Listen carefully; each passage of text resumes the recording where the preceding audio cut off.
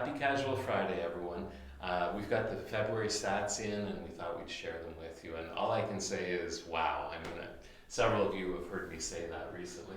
So what this first chart's showing is just kind of a 6-month overlay of how things are flowing. From a sales standpoint, we see what we'd expect, basically declines that happen seasonally. And then, of course, we're going to start an upswing at this point. We see that in February over January with a huge increase in sales volume. Active listings, very small increase in active listings January over February.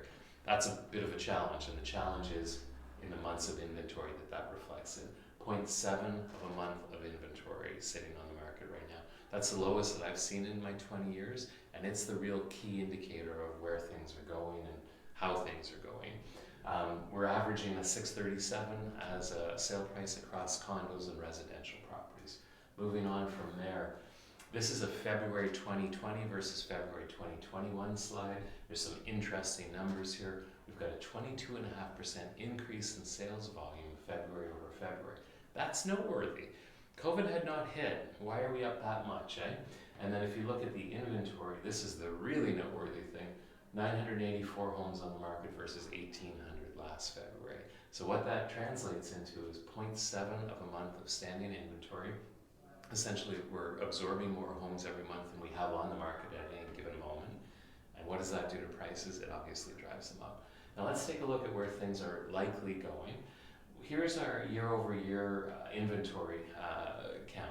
Now 2019 would be a standard year. You've got lots of things sitting in the early part of the year. As we move into the spring market, things get tight, soften up a little bit in the fall, and kind of hit a peak again in December.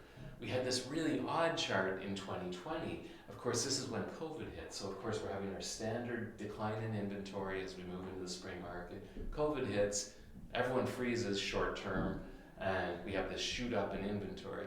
Well, everyone settled, and we got into this really, really robust market last year. The question is this: does 2021 follow the normal path? Because if it does, look what's going to happen. We're going to get even tighter on inventory before a little bit of a loosening. So if that path continues, we're in for an even tighter market than we've seen so far. And I think that's distinctly possible. So what does this all mean from a price standpoint? Well, February over February, we've seen a 27.2% increase in residential prices. So we've gone from a 564 to a 717 as the average sale in Ottawa on the residential side. Condos are up 16.6%. And one could hypothesize essentially that as this residential number gets to a point where people are being priced out of the market, the condos might speed up as well. The market is very interesting. There's spots that are super, super busy in spots and neighborhoods that are still just, doing well but not the same. It's a really interesting market to navigate. It's a challenging one to break into, and you know what? I would caution about waiting. If you are a first-time buyer thinking about entering the market, in a market like this, as prices are rising, it does not really, it doesn't do you a lot of good to be waiting and being cautious, because basically you're being priced out of the market. We literally have people on the sidelines that were in the market that are no longer because of their budgets. So we'll continue to monitor for you, keep you up to date. We're here to help you navigate this.